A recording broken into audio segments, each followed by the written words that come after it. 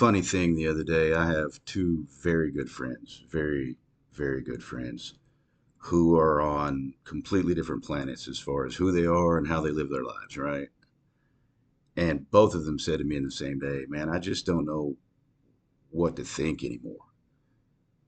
Because it went from being our side is telling the truth and your side is lying to our side's lies are more comfortable than your side's lies to everybody is piping sunshine straight up our wazoo, and we're arguing about some of the dumbest stuff we ever even thought of, aren't we?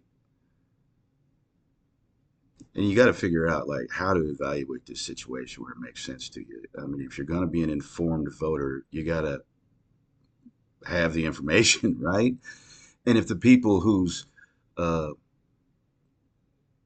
purported duty is to give you that information or abusing that or using that to their own ends, then it's incumbent on us as citizens to figure out how to make decisions in an informed manner while bypassing all of this systemic propaganda that we're all dealing with on the left, on the right, in the middle. And so I have come up with a way that works for me personally to build report cards on just a political situation, and I would like very much if you would listen and pay attention and do this for yourself, okay? Because the first thing you got to know when you're going to build a report card is how to find verifiable information, right? Honestly, simple Google searches and stuff a lot of the time will give you fine information, but you want to be sure, you want to check those sources, right? So any statistic page put up by the .gov um, has certain requirements to be factual, right? But it's reasonable to be suspicious of such things, right?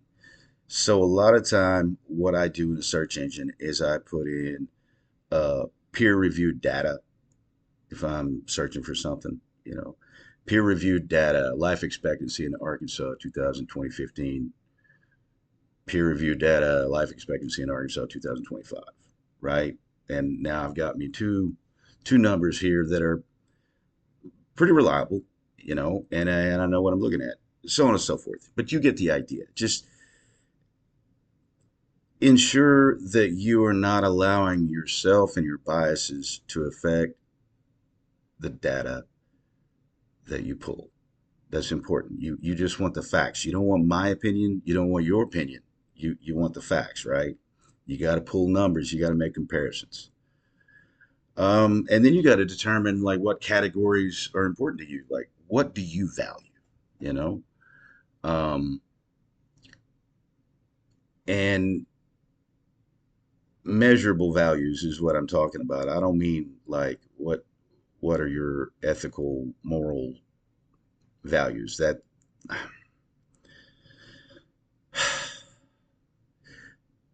should be applied to how you use the data, not to how the data is formulated. Does that make sense? Anyway, what do you value?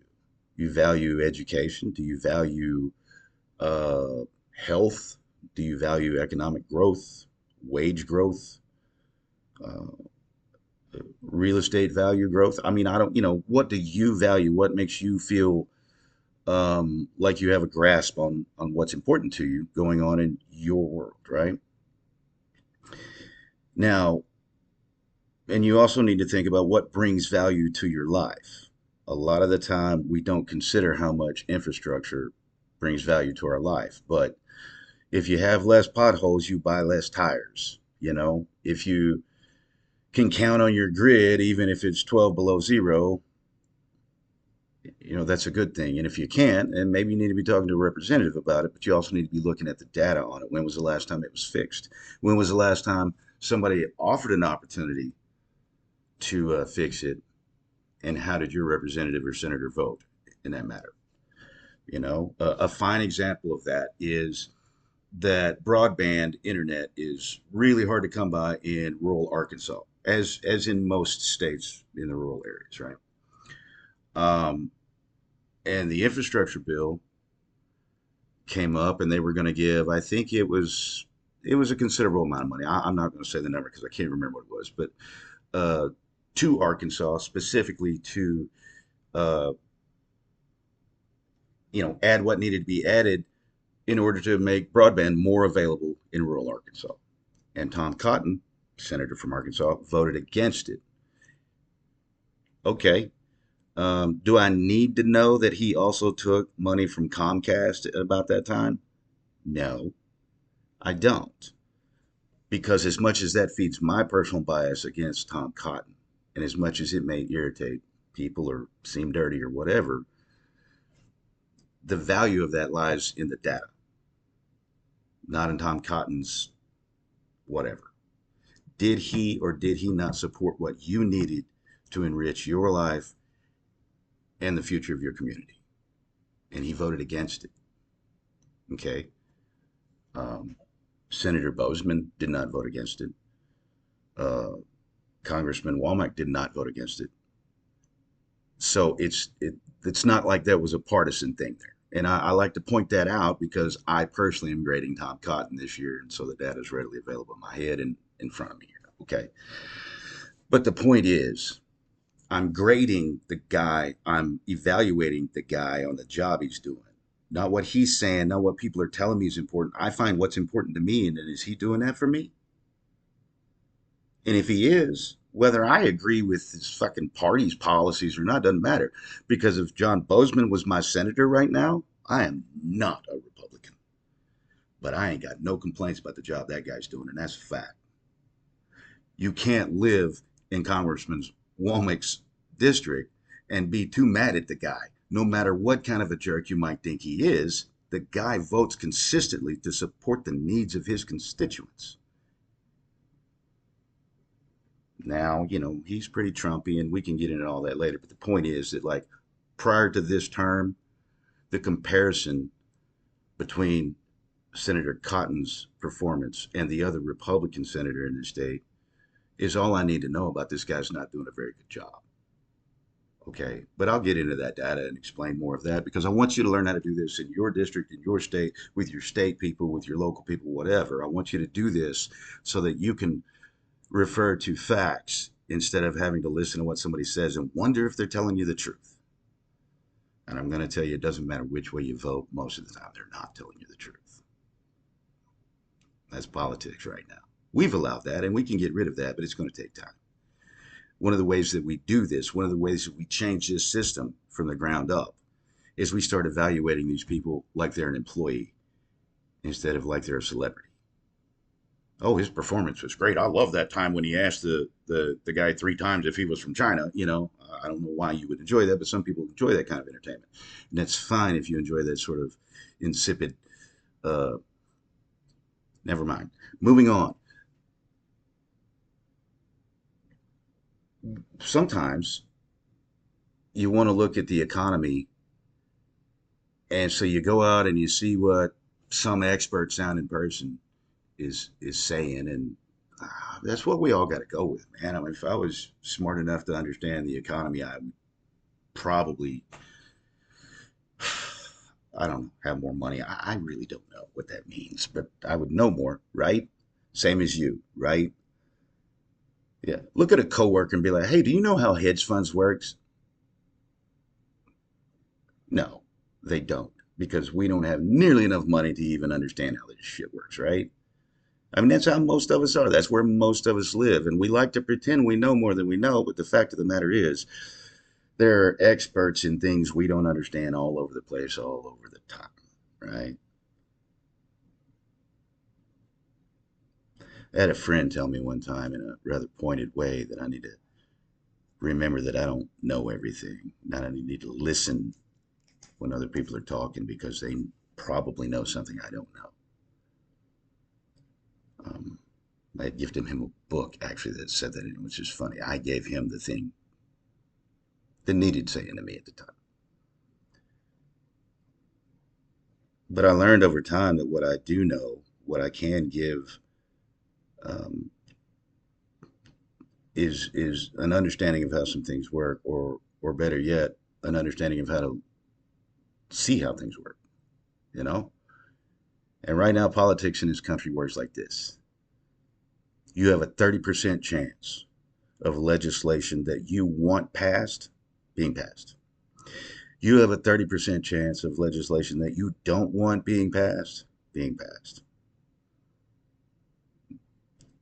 And that means that we have a 30% chance of them giving a damn on any given day what we're saying to them, because they know they've got us hooked on this live game show thing they do we call politics.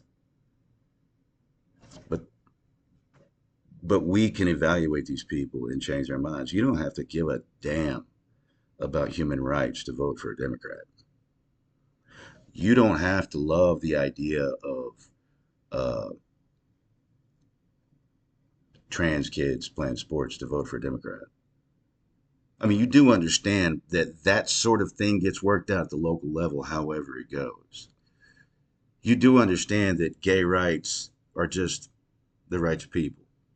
You do understand that the rights of black people and Hispanic people and gay people and trans people, it's no different than your rights as a white dude or a white woman, right? Women's rights are just human rights. And all of these little games and layers that we had, that's all a construct, and it's all meant to keep us arguing with each other about the stupidest thing ever. You have never had a black coworker and thought of them as less than human, even if you grew up thinking of black people as less than human, because you dealt with them daily, and you're like, oh, that's a person just like me. And if you couldn't get there, they probably didn't talk to you much. I mean, we're all past all of that. There's some people are never going to get past it, right? And they're going to raise their kids to be that way. And on the bright side, they're not vaccinating those kids, so natural selection takes its fair course. But by and large, we all have a gay coworker, a black coworker, a mixed race kid or grandkid, a gay kid or grandkid, or something of that nature. I mean, that's the way the world is. And to be arguing about whether or not these people can uh, live the same way is like, it's a really like ludicrous thing to be discussing if you step back, just zoom out a little bit. Like, so you're saying that equal rights is actually bad because skewed, vague reasoning, theoretical, conspiracy theory, tinfoil hat stuff, right? But at the end of the day, we're all like fairly okay with each other living our own lives. We really are, right? But how are these politicians doing that are feeding that fear into the conversation? And why, honest to God, why are some of these politicians on the other side responding in kind with those conversations? I don't. She thinks that trans kids ought to have the same rights as your kids. Why? Why would she respond to that? That's some bigoted weirdness. Oh, that's not politics, right? She needs to be talking about how she's going to fix potholes in your road, right? She needs to be talking about how she's going to bring broadband to your neighborhood, right? She needs to be talking about how she's going to bring health care to your neighborhood. She needs to be talking about how she's going to respond when her constituents reach out to her, instead of communist China's making vapes with poor quality ingredients, and that's poisonous to our kids. Tom, don't let your kids vape, man. Next question. So let's talk about my report card and how I built it, because I got off topic a little bit. Let's talk about how I actually evaluate Tom Cotton, because I don't like the way he talks to people, and so that makes me dislike him. I don't like the fact that he is a yes man for Trump, but I also don't like that he has always been just a party line mouthpiece and nothing more. I don't like that he represents the Delta and the Delta gets broker every day. So there's a lot to not like about Tom Cotton for me personally. But let's see what kind of a job he's doing so that I can explain to you why you should vote for Hallie Schaffner. Okay? And I'm not pumping Hallie Schaffner. by any means. This is not about a campaign or anything. This is just who I'm voting between this year, right? And so I'm telling you how I do it. Okay, education is very important to me. If our kids aren't being educated, they are missing out on opportunities down the road, right? Um, Overall health. And that is tied into my ideas about healthcare and my opinions about how healthcare has been going and things of that nature. It's about all the hospitals and clinics that have closed over the last 10 years, things of that nature. I just want to know, like, overall health, where are we ranked nationally? Economic growth, how are we ranked nationally? And always, always, always wage growth, not income growth, wage growth. Remember that. And let me tell you the difference. Overall wealth will measure everybody. But if you're checking wage growth, it's just checking the hourly wage paid people, otherwise known as the working class, the world over. And that's who I want to see is benefiting because that, like, wage growth indicates middle class growth, right? And then average life expectancy, because I'm snarky and I knew we all been stressed out the last 10 years and I knew their lifespan would be shorter. And so I looked that up and I was right. Okay, so let me lay this out for you. Republicans have had complete control of the state house, the Supreme Court, and the governor of Arkansas for 10 years, from 2015 to 2025, when I made this report card. Okay. Um, in 2015, Arkansas was ranked number 36 for education nationally. Republicans took over, have had absolute control of the state for 10 years. And Arkansas is ranked number 36 for education nationally. No improvement whatsoever. But we didn't get worse, I guess. Overall health. In 2015, we were ranked number 48 nationally. In 2025, we are still ranked number 48 nationally. So no improvement whatsoever in that. Economic growth. Now, this one is where it starts to get interesting for me. Ranked number 25 nationally in 2015. In 2025, we're ranked number 10. Holy smokes. That's a 15-point improvement. We are number 10 in the nation for economic growth. That sounds fantastic. I'm impressed with that number. I love that number. I love to hear that because that means that this next number I look at is going to please me, right? We went from number 25 for economic growth in 2015 to number 10 for economic growth in 2025. And for wage growth, we went from 4.4% annually in 2015 to 2.2% annually in 2025. Our wage growth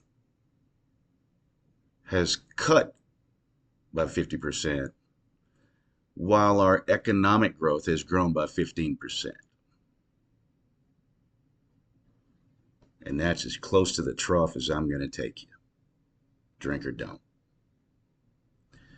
Average life expectancy in Arkansas in 2015 was 76 years, and the average life expectancy in 2025 was 73.8 years.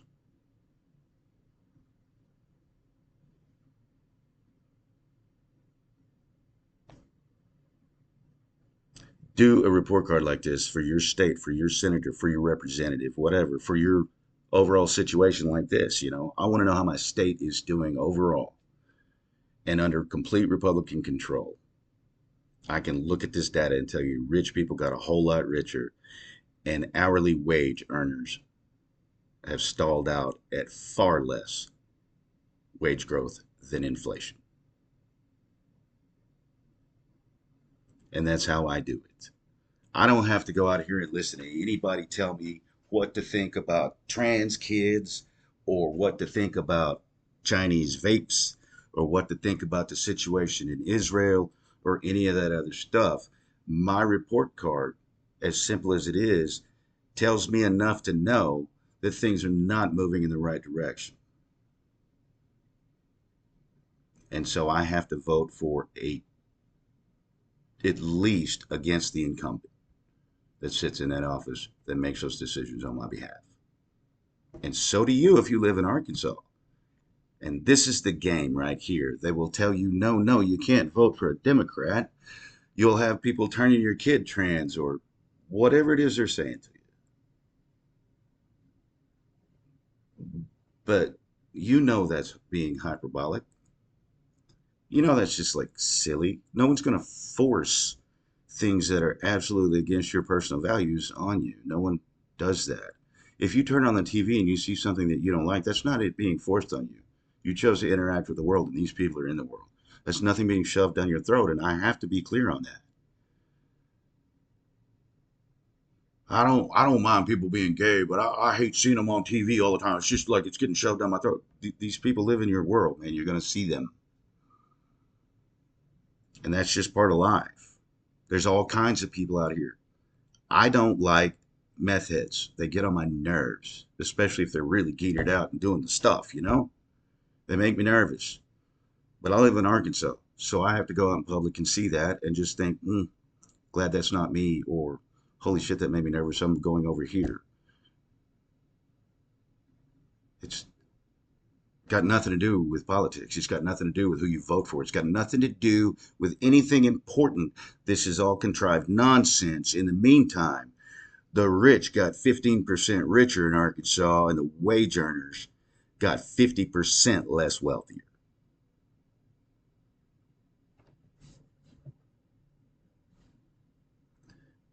This is politics. This is how government works. And this is how the people, the men and women of this country, become an informed electorate, as is your freaking duty, as is mine. So we know what the hell we're talking about. And we talk to our coworkers and we say, hey, man, well, I looked it up, man. And honestly, Tom Cotton's not doing a very good job. Comparatively speaking, John Bozeman has got over $100 billion for his side of the state. And Tom Cotton, zero. What does it matter if Hallie Schaffner walked in some gay pride parade one time that you don't like? So she wants to fix this. She wants to talk to you. She wants to answer your questions. And this is not just about Democrats, because the Democrat candidate for governor in this state right now is weak as hell. But we got a libertarian guy that'll do the damn job, won't he? This isn't about being a Democrat or a Republican, no matter how much people want to say that it is. And it's not about being a leftist or a rightist or a whatever. You got to start facing facts. And the facts are in the data. So you got to learn to read that shit. And you got to stop letting AI inform you. You got to stop letting companies that have an agenda be your source of information, because it's doing harm to the country. It's doing harm to the future of your children and mine. It's doing harm to the economy. It's doing harm to our actual collective moral code.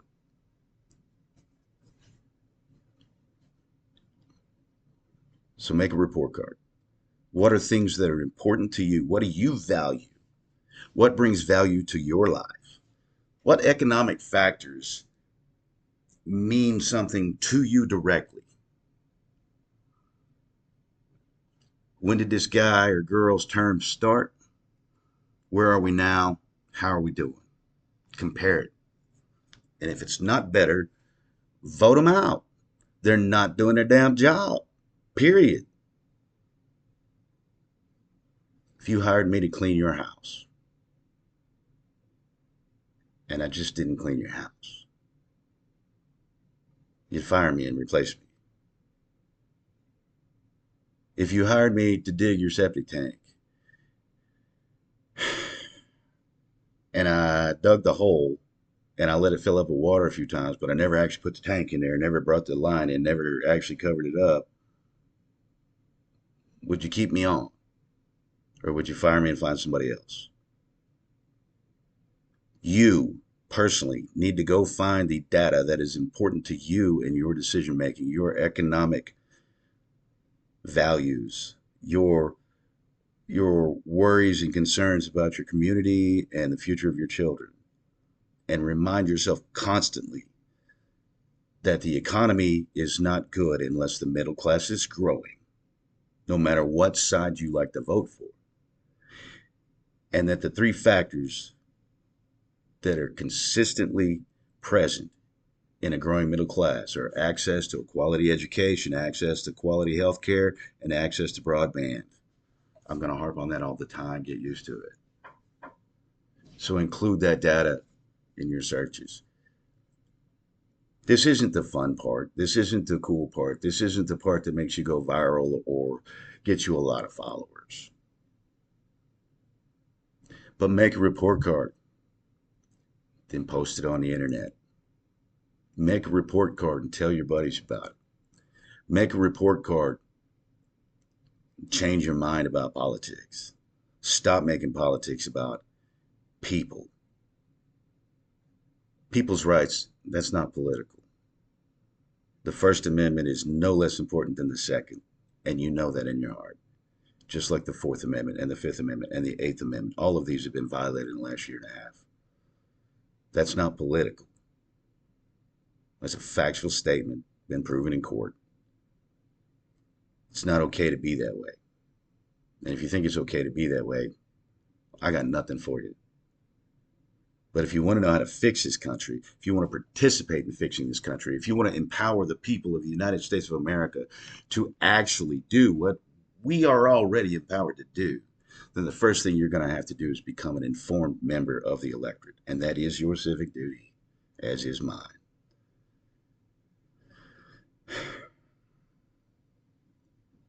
This is Nobody Mountain, and I hope you will join me. We'll see you later.